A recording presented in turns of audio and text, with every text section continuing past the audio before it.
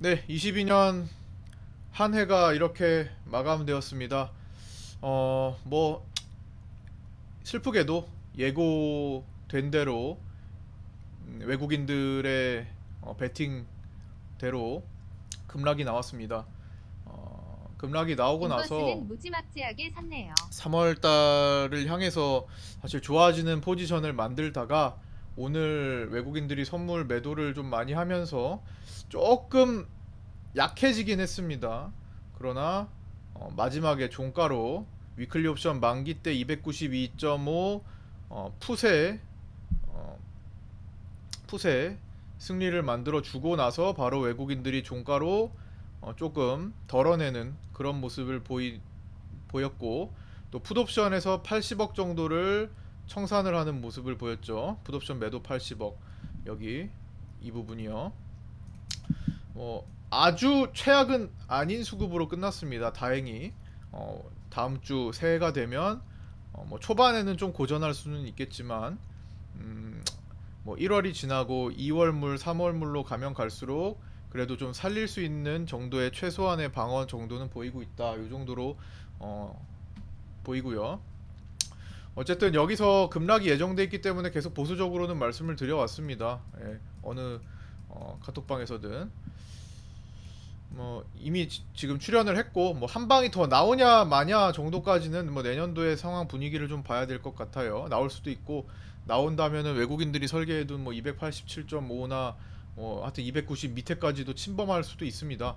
음, 외국인들이 거기까지는 준비하고 있기 때문에 그러나 일단 기관들이 아직도 오늘도 기관들이 금융투자가 뭐 선물을 뭐 사서 힘을 쓰진 못했지만 누적으로 아직 상방으로 좀 힘을 쓰고 누적으로 좀 쌓여 있고, 뭐 이런 모습들을 볼 때 터닝을 하면서 골디락스 형태를 준비를 하고 있지 않을까 싶습니다. 그러면은 일단 1월 달에 뭔가 어떤 도와주는 무언가가 필요해요. 지금 이 시장의 악재를 계속 보태주는 일들만 있었던 12월이잖아요.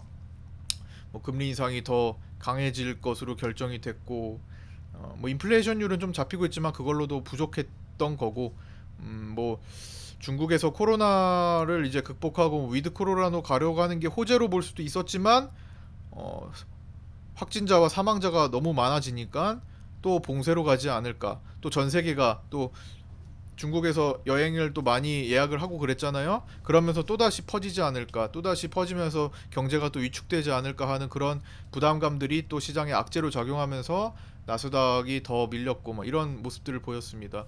그 다음에 이제 사람들이 지갑을 많이 닫다 보니까 금리가 많이 올라가서 소비 여력이 많이 줄어져서 생필품을 사들이는 위주로 의식주를 해결하고자 하는 꼭 필요한 것들에 대해서만 돈을 쓰고, 지금 꼭 필요하지 않은 것들은 소비를 미루는 경향이 많았죠. 그러면서 뭐 관련 업종들, 뭐 아이폰, 어제는 이제 애플이 떨어진 사유가 뭐 아이폰 출하량 감소 예정, 이런 것들, 그 다음에 자동차 쪽, 그렇죠. 전기차도 뭐 지금 유가가 떨어져서 뭐 전기차의 매력도가 떨어진 것도 있지만 결국에는 차를 바꿔야 되는 입장이기 때문에 웬만하면 조금 바꾸는 것, 즉 갖고 싶은 거, 하고 싶은 것을 미루는 시대가 되었기 때문에 관련 산업들이 좀 경기가 많이 위축되고, 내년도에 기업들이 투자를 줄일 수밖에 없고 인력을 감축시킬 수밖에 없고, 또 신규 직원 채용을 줄일 수밖에 없고, 이런 상황들이 펼쳐져 있기 때문에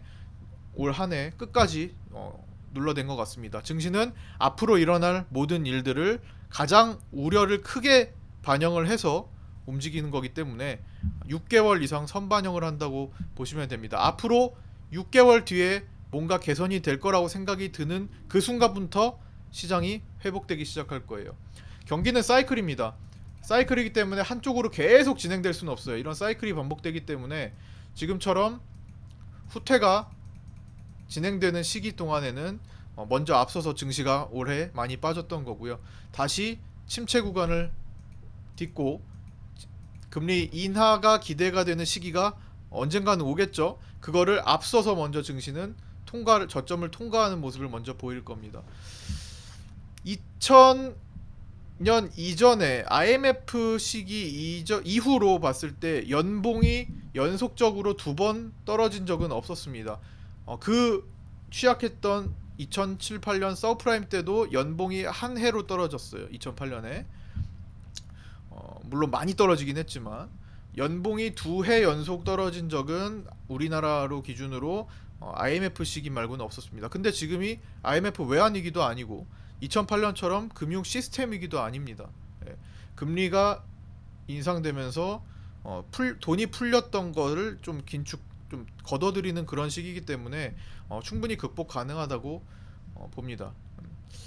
뭐 당장은 바로 잡힐 거라고 생각이 들지는 않지만 파생 상품이 보여지는 그런 구조로 봤을 때는 23년도는 전약 후강 혹은 전약 후중 뭐 요런 정도로 초반에만 좀 고전을 하고, 왜냐면 이어지기 때문에 12월에서 이어져 오기 때문에 초반에는 좀 고전할 수 있지만 1월 달에 12월에 미국 경제 지표들 발표되는 상황을 보고서 한 번 더 흔들릴지 아니면 돌아설지 이런 것들이 많이 시장이 결정될 것 같습니다. 일정은 1월 5일 정도부터 뭐 CES도 시작되고 그 이어서 뭐 JP모건 헬스케어도 있기 때문에 뭐 충분히 시장에 돈이 들어올 만한 계기들은 되지만 더 중요한 것은 초반에 FOMC 의사록 공개 이후에 미국 고용보고서 발표 금요일까지 첫 주에 나오고요. 그 다음 주에 미국 우리나라 뭐 옵션 만기 지나서 바로 CPI 발표가 나오면 그 다음 파월 의장이 이제 어떤 선택을 할지 뭐 이런 윤곽이 잡히겠죠. 네, 그런 상황들을 통해서 풀릴 가능성이 생기고요. 그 뒤에 뭐 아직까지는 큰 기대는 안 되지만 궁극적으로 이제 러시아 우크라이나에 대한 전쟁이 종지부를 좀 찍을 수 있다면 시장이 완벽하게 물줄기를 바꿔서, 우리 그 재벌집 막내 아들 보니까 물줄기를 바꾼다라는 표현을 쓰더라고요. IMF 9.11 테러 때 그 표현 참 좋은 것 같습니다. 예, 물줄기가 바뀌는 시기가 오게 될 텐데 전쟁이 뭐 종지부를 찍는다면 그게 더 빠르게 바뀔 수 있을 겁니다. 하지만 그렇지 않다고 하더라도 충분히 시장은 누적된 시간과 그 다음에 이미 이탈한 개인들의 자금, 그 다음에 숏 포지션도 분명히 상환을 언젠가는 해야 됩니다. 숏이 누적됐던 거 공매도나 뭐 풋옵션들이나 뭐 선물 매도들 언제든지 언젠가는 상환을 시켜야 되기 때문에 상환을 해야 결국에는 청산을 해야 그들도 수익을 내는 거니까 터닝 시점이 다가올 거라고 봅니다. 22년도 한 해가 너무 힘들었습니다. 네, 힘들었고 이렇게까지 길어질 거라고 뭐 생각하기는 쉽지 않았을 거예요. 중간에 뭐 하락하는 것은 뭐 금리 인상기에 당연히 어느 정도 필수 불가결인 건데, 근데 시간이 이렇게 길어질 거라고는 많은 사람들이 생각하지 못했을 거고 저도 이렇게까지 길어질 거라고 보진 않았는데 파생 시장이 좋아졌다가 나빠지고 좋아졌다 나빠지고를 계속 반복하더라고요. 그래서 뭐 어쩔 수 없이 연말까지 이렇게 푸른봉으로 월봉 12월봉 푸른봉으로 때리고 연봉 자체가 뭐 거의 꼬리를 달지 못한 채 끝났는데 23년도에는 뒤집어지기를 바라고 저 또한 역전 시켜드릴 수 있도록 노력하고 지원해드리도록 하겠습니다.